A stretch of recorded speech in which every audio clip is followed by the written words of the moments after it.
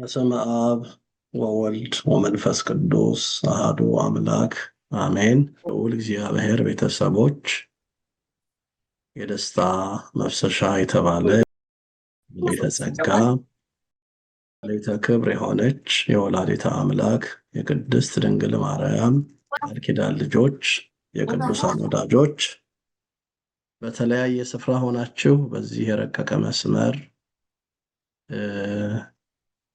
በጋራ ለጸሎት የእግዚአብሔር ምክር ለመስማት የተሰበሰባችሁ ወንድሞችና እህቶች ሁላችሁም ምሕረቱ ርኅራኄው ይቅርታው ለዘላለም በሆነ በልዑል እግዚአብሔር ሰላም ሁላችሁ እንደምን አመሻችሁ። ወደ ትምህርታችን ከመግባታችን በፊት ያው ሁላችሁም እንደምታውቁት እየተማርን ያለነው ምስጢረ ቁርባን ነው። የምስጢረ ቁርባን ትምህርት በጌታችንና በመድኃኒታችን በኢየሱስ ክርስቶስ በዕለተ ዓርብ ባደረገው የቤዛነት ሥራ በምሴተ ሐሙስ ወይም በሐሙስ ምሽት የመሰረተው የቅዱስ ቁርባን ስርዓት ወይም ደግሞ ስጋውን በመቁረስ ደሙን በማፍሰስ የሰጠን ያ ሕይወት ለክርስቲያኖች ታላቅ ሕይወት ነው። የቅዱስ ዮሐንስ ወንጌላዊው ደቀ መዝሙር የሆነው አግናጤዎስ የተባለው ሰማዕት ኋላም ሊቀ ጳጳስ የሆነው ስለዚህ ምስጢር ሲናገር በጣም ደስ የሚል ቃል ተናግሯል።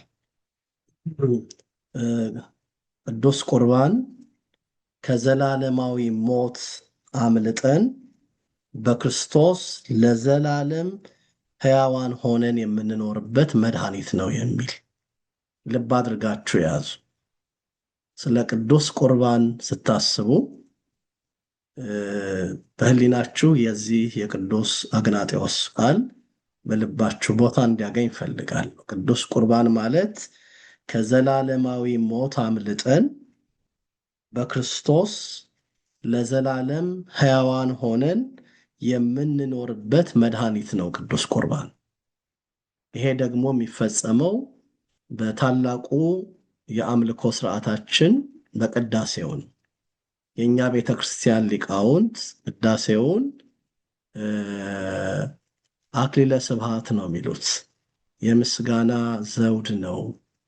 ከምስጋናዎች ሁሉ የሚበልጠው ምስጋና ነው። የቤተክርስቲያኗም የሥርዓት አምልኮ ማዕከል ቅዳሴው ነው እና ለዚህ ነው ምእመናን ሁልጊዜ ቅዳሴ ማለዳ እንዲመጡ ከኪዳኑ ጸሎት ቀደም ብለው እንዲመጡ ሙሉውን ቅዳሴ በትጋት እንዲሳተፉ ቤተክርስቲያን ሁሌ የምትመክረው እና ይሄ የቅዳሴ ጊዜው ምንድነው የሚባለው? በዚህ በምስራቅ ኦርቶዶክስ ቤተክርስቲያን አባቶች ጊዜውን liturgical space and time ወይም የቅዳሴው ጊዜ የቦታና የጊዜ ለውጥ የምናደርግበት ነው። ሰው ወደ ቅዳሴ ሲመጣ ወደ ሰማያዊው አምልኮ ወደ ሰማያዊ ህብረት ነው የሚገባው። ሰዓቱ ይለወጣል፣ ደሞም ቦታውም ይለወጣል። ቦታው የጌታችን መገኘት ያለበት ይሆናል። ወደ ሰማያዊ ስፍራ የምንወሰድበት የምንነጠቅበት ይሆናል። ለዚህም ነው ካህኑ ቅዳሴው ገና ሲጀመር ከቤተልሔም ሲመጡ ሚመጠን ግርምት ዛቲ ዕለት ወእጽብት ዛቲ ሰዓት እንተባቲ ወርድ መንፈስ ቅዱስ እመልዕልተ ሰማያት ወይጼልሎ ለዝንቱ መስዋዕት። ይቺ ሰዓት ምን ያህል የምታስፈራ ናት! ይቺ ሰዓት ምን ያህል የምታስደነግጥ ናት! መንፈስ ቅዱስ ከላይ የሚወርድባት ይህንን ህብስት ይህንንም ጽዋ የሚያከብርባት እያለ የመንፈስ ቅዱስን መውረድ የሚገልጥበት ሰዓቱም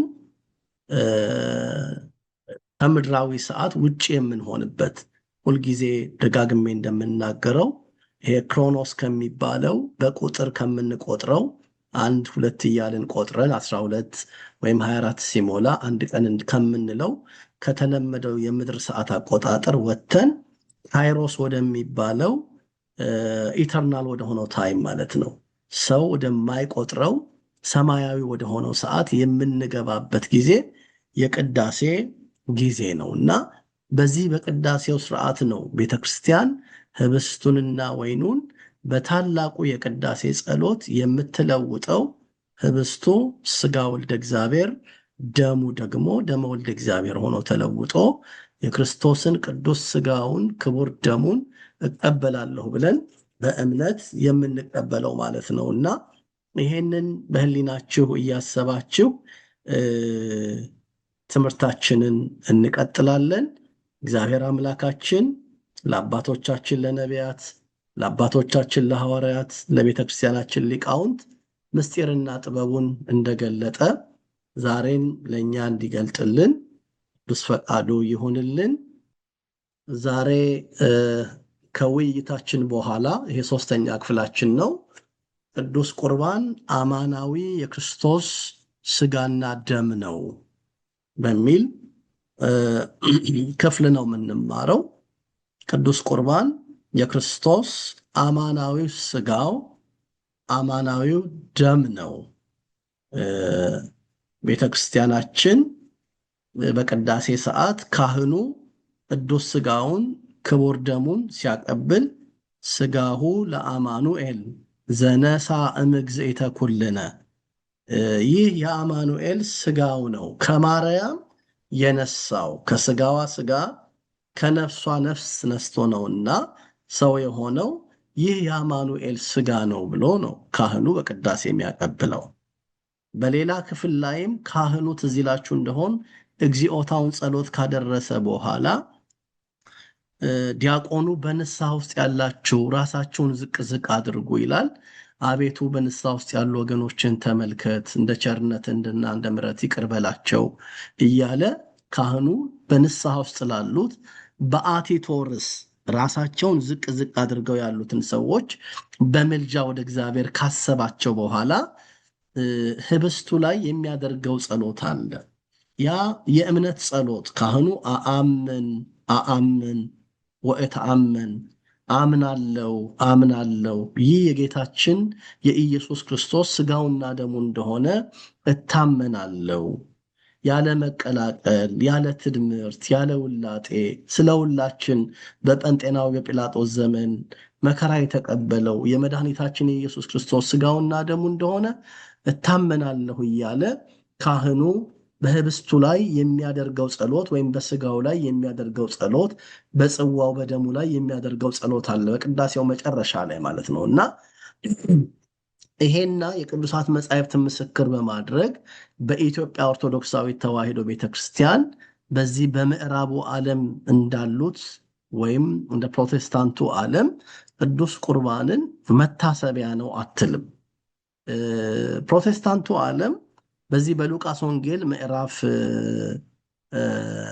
22 ቁጥር 19 ላይ ያለውን ቃል ብቻ በመያዝ ይህ ስለ እናንተ ቤዛ ሆኖ የሚሰጠው ስጋዬ ነው፣ ይህንን ለመታሰቢያዬ አድርጉት ያለውን ቃል በማንሳት መታሰቢያ ነው እንጂ አማናዊ አይደለም የሚል ተገቢ ያልሆነ ትምህርት ያስተምራሉ።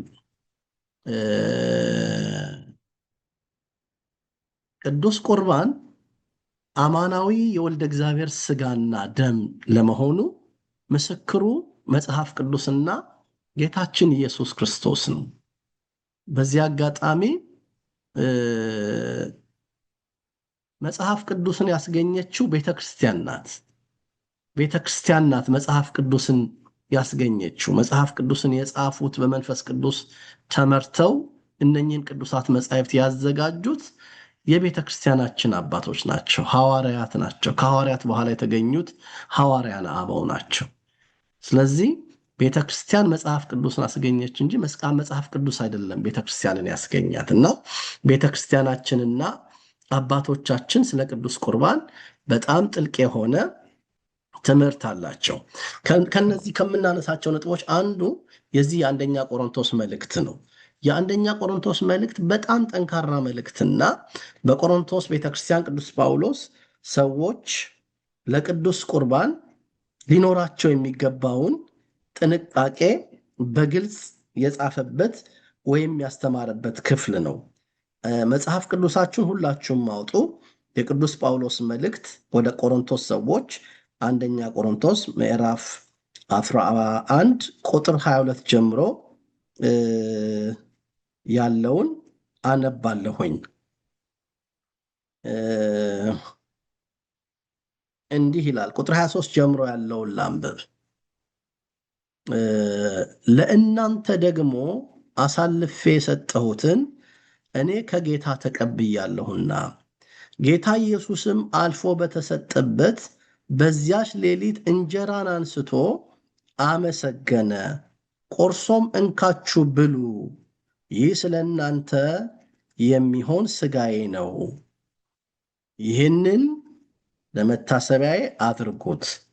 እንደዚሁም ከእራት በኋላ ጽዋውን ደግሞ አንስቶ ይህ ጽዋ በደሜ የሚሆን አዲስ ኪዳን ነው፣ በምትጠጡበት ጊዜ ሁሉ ይህንን ለመታሰቢያዬ አድርጉት ይልና ወደ ዋናው ነጥብ ይመጣል። ይህንን እንጀራ በበላችሁ ጊዜ ሁሉ ይህንንም ጽዋ በጠጣችሁ ጊዜ ሁሉ ጌታ እስኪመጣ ድረስ ሞቱን ትናገራላችሁ ይላል።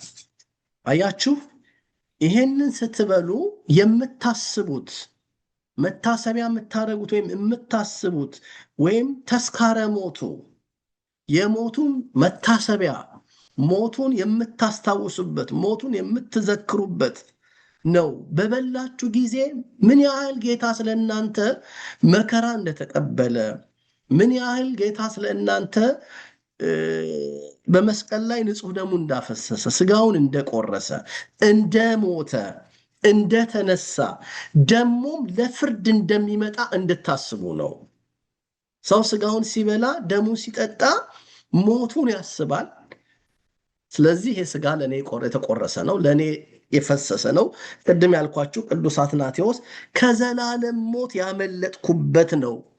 ከዛ ቀጥሎ ደግሞ በክርስቶስ አዲስ ሕይወት የዘላለም ሕይወት ያገኘሁበት ነው ብላችሁ ታስባላችሁ። በሶስተኛ በፍርድ ቀን የማመልጥበት ነው፣ በፍርድ ቀን የማመልጥበት ነው ብላችሁ በማሰብ ወይም ሞቱንና ትንሣኤውን ታስባላችሁ ይላል። የእኛ ቤተ ክርስቲያን የሚገርማችሁ ከሌሎች የምስራቅ ኦርቶዶክስ አብያተ ክርስቲያናት ከሌሎቹም ይልቅ ልዩ አድርገን የምናያት ከአይሁድ የመጣ የአይሁድን የአምልኮ ስርዓት፣ ለምሳሌ 3 መቅደስ ያላቸው የቤተ ማለትም 3 ቅርጽ ያላቸው፣ ዋናው መቅደሱ፣ ሁለተኛ ቅድስት፣ ሶስተኛ ቅኔ ማህሌት ያለ ያደረግነው ስርዓት ያ ሁሉ ከአይሁድ ከጥንት የመጣ ስርዓት ነው እና አይሁድ በቀድሞ ይሄን ማንሳት የፈለግኩበት ምክንያት አይሁድ በቀድሞ ጊዜ ፋሲካን በሚያከብሩ ጊዜ እዚህ ዘዳግም 8:10 ላይ ዘጸአት ምዕራፍ 12 ላይ ቢርካት ሃማዞን የሚባል እንትን አላቸው፣ ስርዓት አላቸው።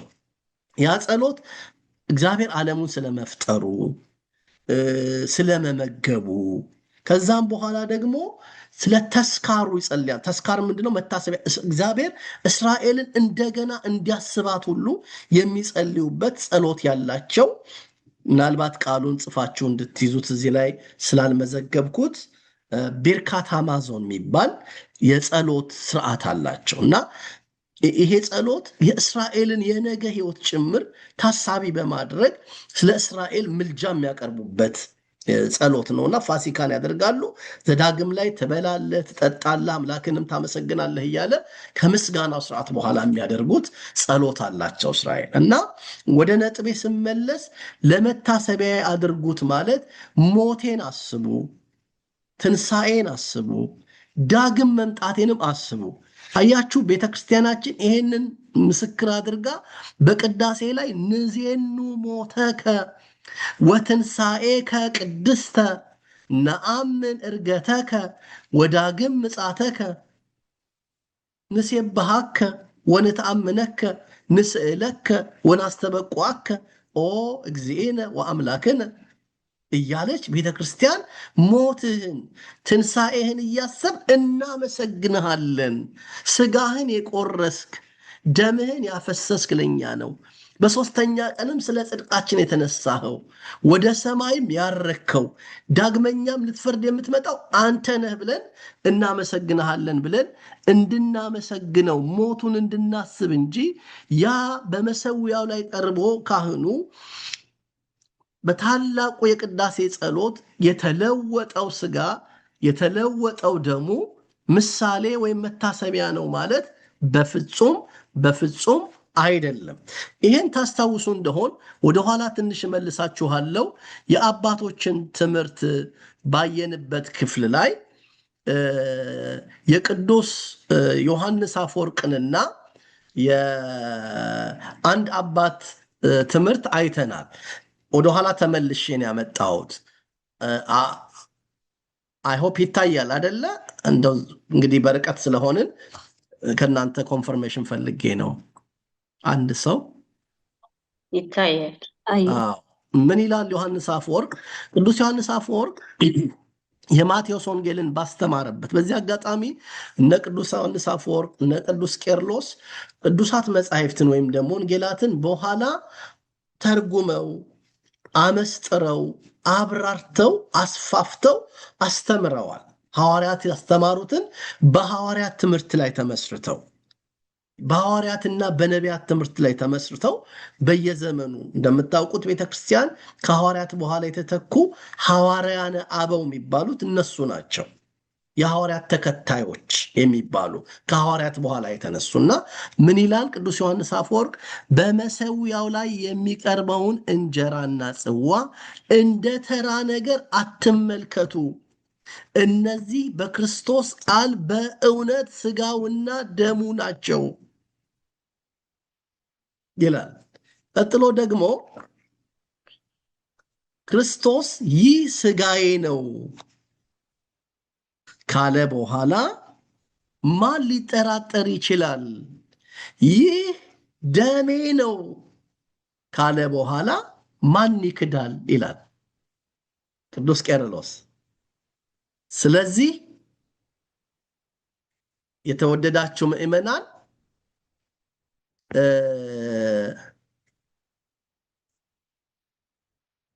እዚህ ክፍል ላይ ያየነው የክርስቶስ ቅዱስ ሥጋው ክቡር ደሙ አማናዊ ነው።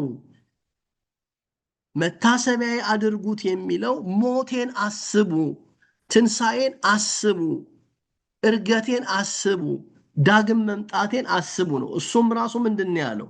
ይህንን በበላችሁና በጠጣችሁ ጊዜ ይላል ቁጥር 26 ላይ መጽሐፍ ቅዱሳችሁን አውጡ።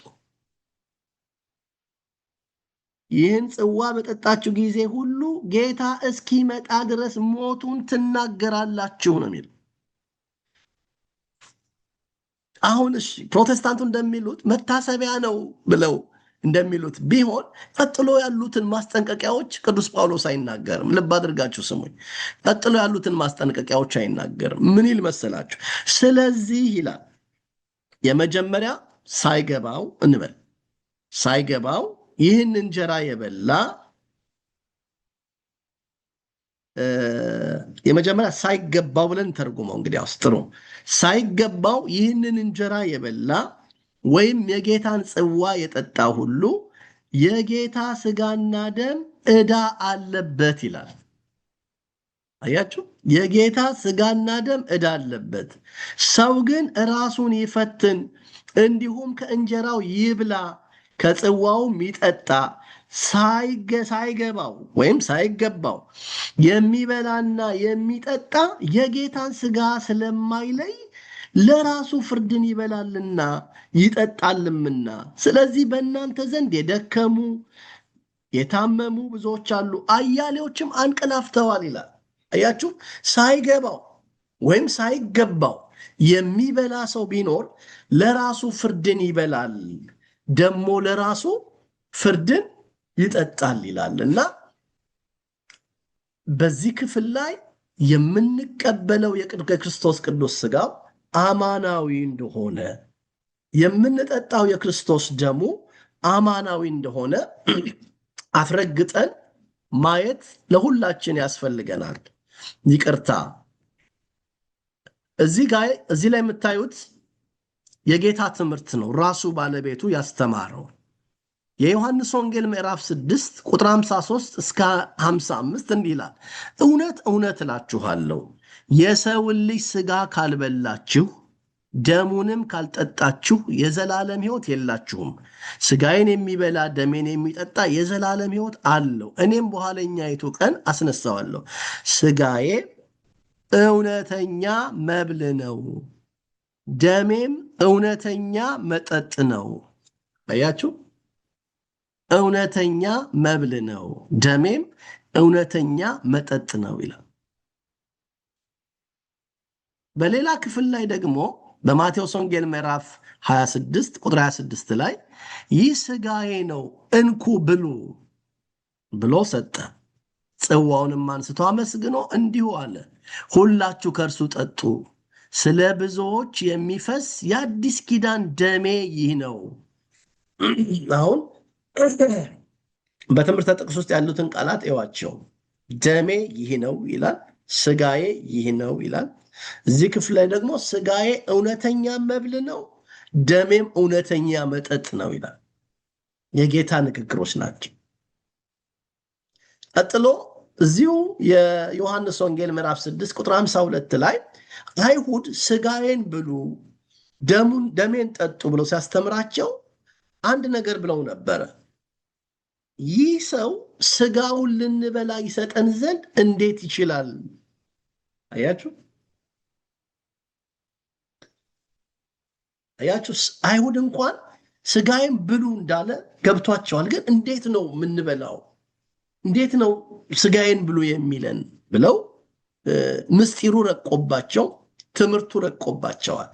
ባለፈው ጊዜ እንደነገርኳችሁ ቤተ ክርስቲያናችን በዕለተ ዓርብ ጌታ አንድ ጊዜ ያቀረበውን ያንን ቤዛነቱን፣ ሥጋውን መቁረሱን፣ ደሙን መፍሰሱን ሁልጊዜ ቤተ ክርስቲያን ዕለት ዕለት ትኩስ አድርጋ አንድ ጊዜ የቀረበውን አንድ ጊዜ የፈሰሰውን እንጂ ጌታ ዳግም መከራ ይቀበላል፣ ዳግም ይሞታል፣ በየዕለቱ መከራ ይቀበላል ማለት አይደለም።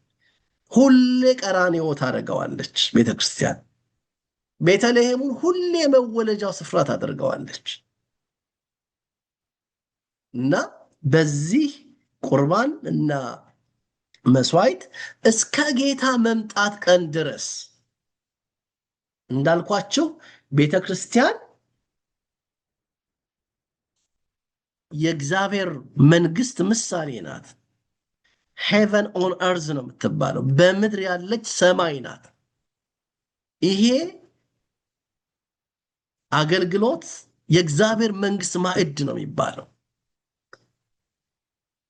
ይሄ ማዕድ እስከ ዘላለም እስከ ጌታ መምጣት ቀን ድረስ ቤተ ክርስቲያን እስከምትወሰድበት ቀን ድረስ በምድር ያለችው ቤተ ክርስቲያን ወደ ሰማያዊ ህብረት እስከምትወሰድ ድረስ የሚፈጸም የሚከናወን ታላቅ ምስጢር ነው። ህብስቱን በማቅረብ ወይኑን በማቅረብ ህብስቱን ስጋ ወይኑን ደም ወደ ማድረግ ለውጦ ጌታ በታላቁ ጸሎት የምንቀበለው ታላቅ ምስጢር ነው። ምስጢረ ቁርባን በብሉይ ኪዳን ስለ ምስጢረ ቁርባን ምሳሌ የሚሆኑ ትንቢቶች ተነግረዋል። ትንቢቶች ናቸው። ትንቢቶቹ ወደ ፍጻሜ ደርሰዋል። ምሳሌዎች ነበሩ፣ አማናዊ ሆነዋል። አሁን የምናየው ትንቢት ከዚያ ምሳሌ ነው። ትንቢቱን በነቢዩ በሚልክያስ ዘመን ምን የሚል ቃል አለ? ከፀሐይ መውጫ እስከ መግቢያ ድረስ ስሜ በአሕዛብ ዘንድ ታላቅ ይሆናል፣ በየስፍራውም ለስሜ ዕጣን ያጥናሉ፣ ንጹሕ ቁርባንም ያቀርባሉ፣ ስሜ በአሕዛብ ዘንድ ታላቅ ይሆናል ይላል የሰራዊት ጌታ እግዚአብሔር። ይሄ ቤተ ክርስቲያናችን ዕጣን በማሳረግ መስዋዕት በማቅረብ እስከ ጌታ መምጣት ድረስ ይሄንን አገልግሎት ታከናውናለች። በምድር ያለችው ሰማይ የተባለች ቤተ ክርስቲያናችን ማለት ነው። ዳዊትን በመዝሙሩ በፊቴ ገበታን አዘጋጀህልኝ ያለው ገበታ የተባለው የእግዚአብሔር መንግስት ማዕድ ወይም ደግሞ አሁን የቅዱስ ሥጋው ክቡር ደሙ አማናዊ ማዕድ ስጋውን በመቁረስ ደሙን በማፍሰስ ምሴት ማለት ምሽት ማለት በሐሙስ ምሽት ያሳየውን ጌታችን በዕለተ ዓርብ የፈጸመውን ዳዊት በፊቴ ገበታን አዘጋጀህልኝ በጠላቶቼ ፊት ለፊት ራሴን በዘይት ቀባህ እያለ የሚናገረው ይሄ ትንቢታዊ መልእክት ፍጻሜው ለቅዱስ ቁርባን ነው። ኢሳይያስ በግልጽ ይሄን ተናግሯል። ትንቢተ ኢሳይያስ ምዕራፍ 55 ቁጥር 1 ላይ እንዲህ ይላል፣ እናንተ የተጠማችሁ ሁሉ ወደ ውሃው ኑ፣ ገንዘብም የሌላችሁ ኑና ግዙ፣ ብሉም፣ ኑ ያለ ገንዘብ ያለ ምንም ዋጋም የወይን ጠጅና ወተት ግዙ። ገንዘብን እንጀራ ላይደለ የድካማችሁንም ዋጋ ለማያጠግብ ነገር ለምን ትመዝናላችሁ? አዳምጡኝ ወይም አድምጡኝ፣ በረከትንም ብሉ፣ ሰውነታችሁም በጮማ ደስ ይበለው ይላል። በጣም ድንቅ መልእክት ነው። ኑ ወደ ውሃው ምንጭ፣ አዘቅተ ሕይወት፣ የሕይወት ውሃ ምንጭ የተባለው መድኃኒታችን ኢየሱስ ክርስቶስ ነው። ገንዘብ የሌላችሁ ኑ ግዙ፣ ብሉም፣ ኑ ያለ ዋጋም፣ ኑ ያለ ገንዘብም ያለ ዋጋም የወይን ጠጅ ጠጡ እያለ የሚናገረው ይሄ ስለ ቅዱስ ሥጋው ስለ ክቡር ደሙ ያለ ዋጋ እንዲሁ በቀራንዮ ስለኛ የቆረሰው ስለኛ ያፈሰሰው ደም ሰዎች ሁሉ ስንፍናን ትተው ኃጢአትና በደላቸውን ተናዘው ወደ ካህኑ ቀርበው ያለ ዋጋ እንዲሁ የሰጠንን ቤተክርስቲያን እንዲሁ እየጠራች አዋጅ እየተናገረች የምታቀብለው ታላቅ ምስጢር ነውና ትንቢታዊ ቃል ነበር። ሌላው ትንቢት ብቻ አይደለም፣ ምሳሌም ነበር። በብሉይ ኪዳን ትንቢት ሌላ ነው፣ ምሳሌ ደግሞ ሌላ ነው።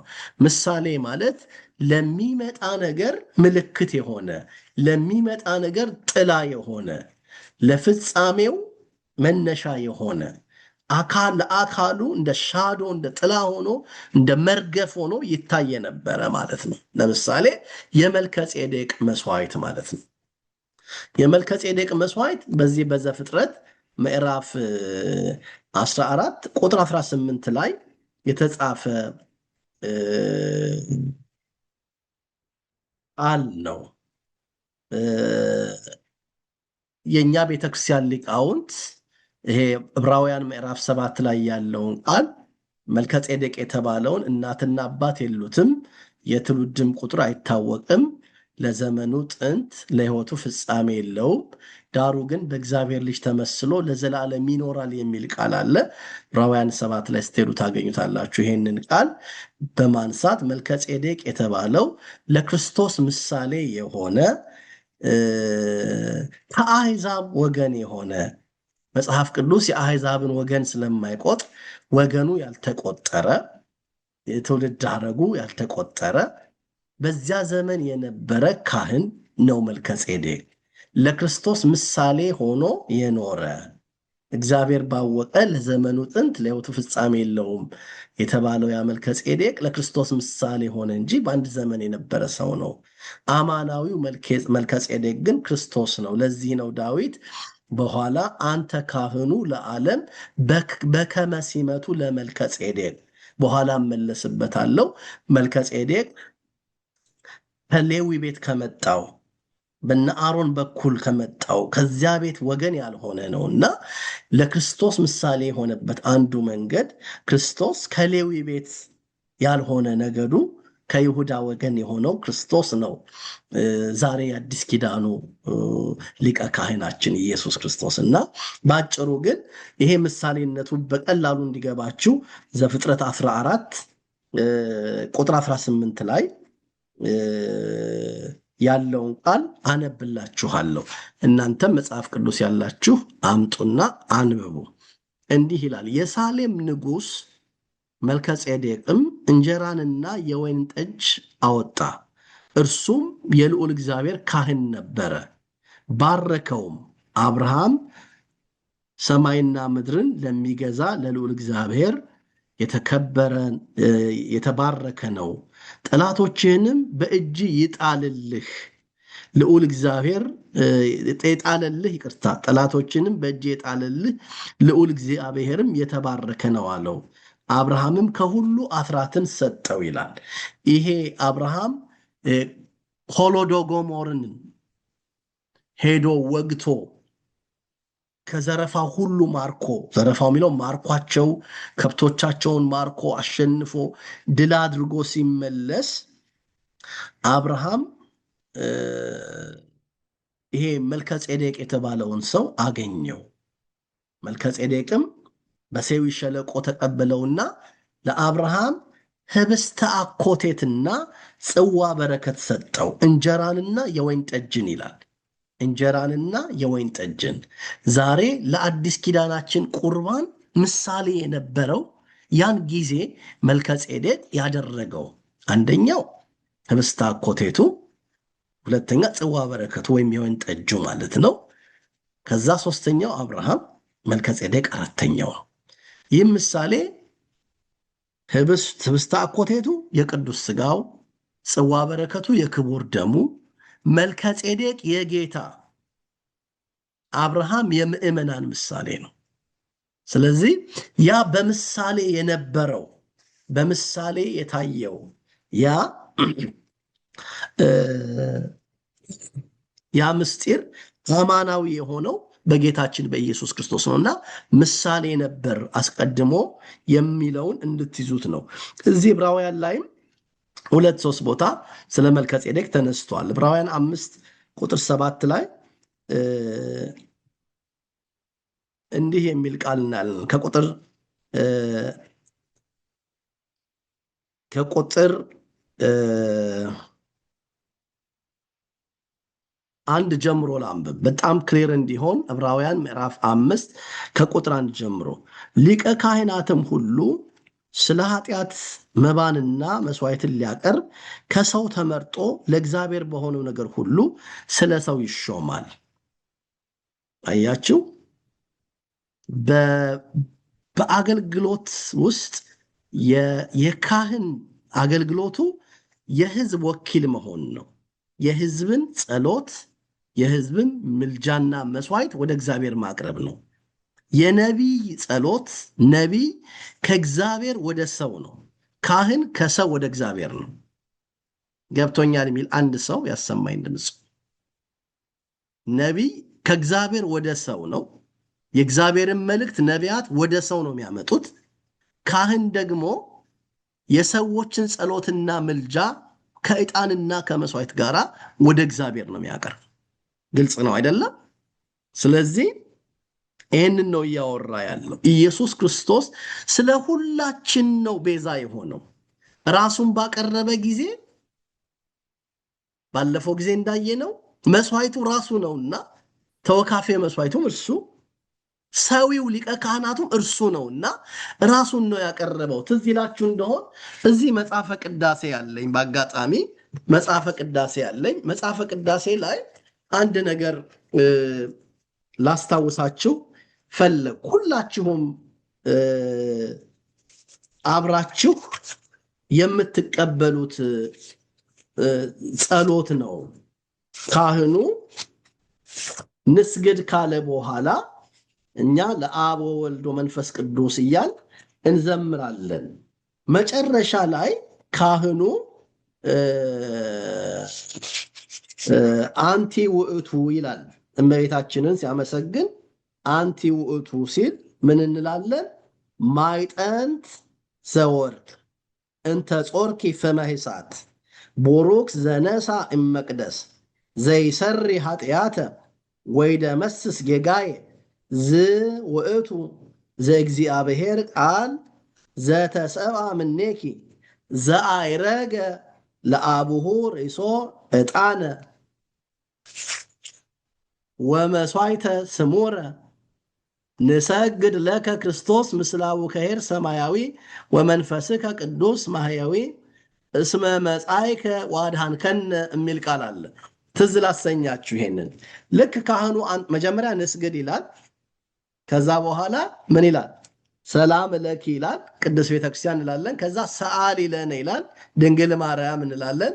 ከዛ አንቲ ውእቱ ሲል ማይጠንት እያልን እንጀምራለን። እዛ ክፍል ላይ ምንድን ነው የሚለው በአማርኛ? ቡሩክ ከቤተ መቅደስ የተቀበላት የእሳትን ፍም የተሸከመች የወርቅ ጥና አንቺ ነሽ ይላል። እመቤታችንን ጥናው የእመቤታችን እሳቱ የተሸከመችው የጌታችን የኢየሱስ ክርስቶስ ከዛ አንቺ ነሽ ኃጢአትን የሚያስተሰርይ በደልንም የሚያጠፋ ይኸውም ካንቺ ሰው ሆነ። የእግዚአብሔር ካንቺ ሰው የሆነ የእግዚአብሔር ቃል ነው። እርሱ ራሱን ይላል፣ የምፈልገው ቃል ይሄ ነው። እርሱ ራሱን መስዋዕትና ዕጣን አድርጎ ለአባቱ ያሳረገ ይኸውም ካንቺ ሰው የሆነ የእግዚአብሔር ቃል ነው። ክርስቶስ ሆይ ቸር ሰማያዊ ከሚሆን አባትህ ጋራ ከማህያዊ መንፈስ ቅዱስ ጋር እንሰግድልሃለን፣ መተህ አድነህናልና ይላል። ልብ በሉ። ስለዚህ እዚህ ክፍል ላይ እርሱ ራሱ ደግሞ ይላል፣ ቅድም ያነበብኩት ሊቀ ካህናት ሁሉ ስለ ኃጢአት መባንና መስዋዕትን ሊያቀርብ ከሰው ተመርጦ ለእግዚአብሔር በሆነ ነገር ሁሉ ስለ ሰው ይሾማልን። ኢየሱስ ክርስቶስ ሊቀ ካህናችን ነው ስንል፣ አዎ ሊቀ ካህናችን ነው። ምን ያቀረበ መስዋዕት? ምን አይነት መስዋዕት? እንደ ብሉይ ኪዳን ሰዎች የላምና የበግ የጊደር መስዋዕት ሳይሆን አንድ ጊዜ ራሱን የተወደደ መስዋዕት እንደ ንጹህ ዕጣን። በብሉይ ኪዳን ዘመን ንጹህ ዕጣን ያቀርቡ የለም። እንደዚያ ንጹህ ዕጣን ራሱን የተወደደ መስዋዕት አድርጎ ኢየሱስ ክርስቶስ ለአባቱ አቀረበ። መስዋዕቱን ደግሞ እንደ እግዚአብሔርነቱ ከባህሪ አባቱ አብና ከባህሪ ሕይወቱ ከመንፈስ ቅዱስ ጋር የተቀበለ እንደ ንጹህ ዕጣን መስዋዕት የሆነ መስዋዕቱንም ያሳረገ ሊቀ ካህን መስዋዕቱንም የተቀበለ እግዚአብሔር ኢየሱስ ክርስቶስ ነው። ክብርና ምስጋና ለእርሱ ይሁን። እርሱ ራሱ ደግሞ ድካምን ስለሚለብስ ላልተማሩትና ለሚስቱት ሊራራላቸው ይችላል የሚለው ሊቀ ካህኑን ነው።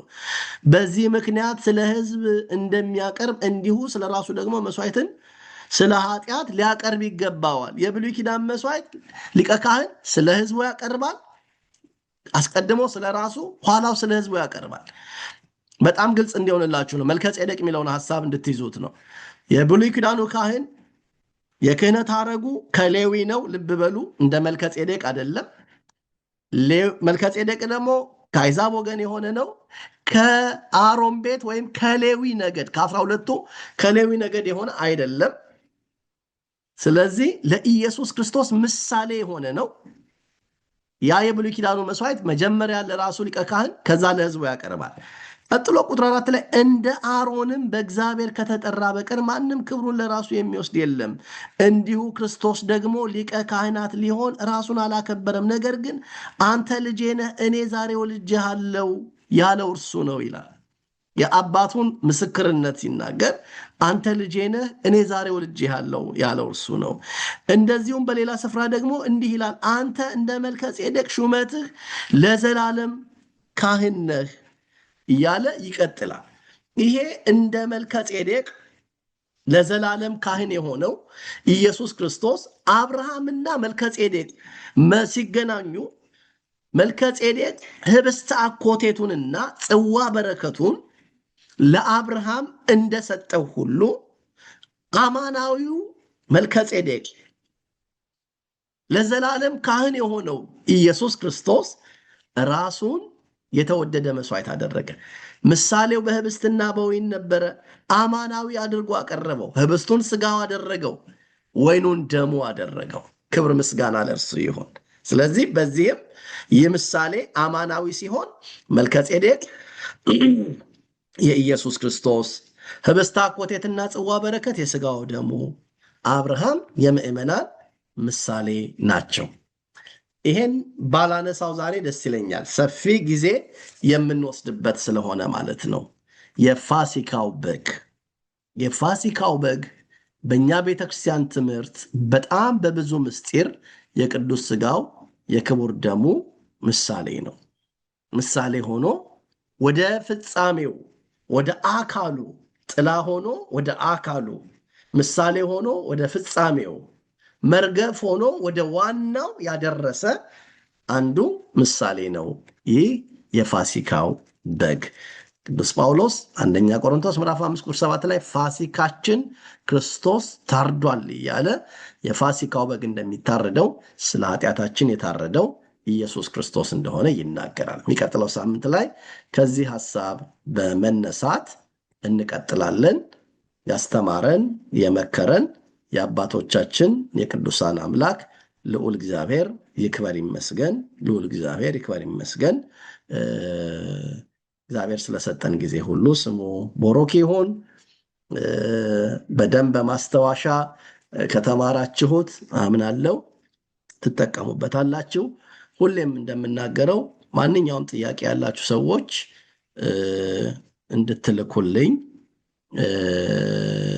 አሳስባለሁኝ። እናንተ ላኩልኝ። የላካችሁልኝ ጥያቄ በሚቀጥለው ሳምንት እዚህ ጉባኤ ላይ መጥቼ ምላሽ ሰጥበታለሁኝ።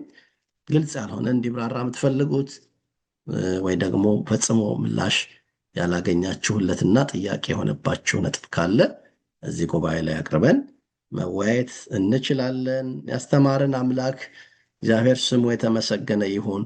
ይሄ ሁሉ ድካም፣ ይሄ ሁሉ ጊዜ ከመደበኛው ከቤተክርስቲያናችን የወንጌል አገልግሎት ውጭ ይህን የጀመርነው አንደኛ ምዕመናን ወደ ቅዱስ ሥጋው ወደ ክቡር ደሙ በመምጣት የዚህ ታላቅ ምስጢር ተሳታፊዎች እንዲሆኑ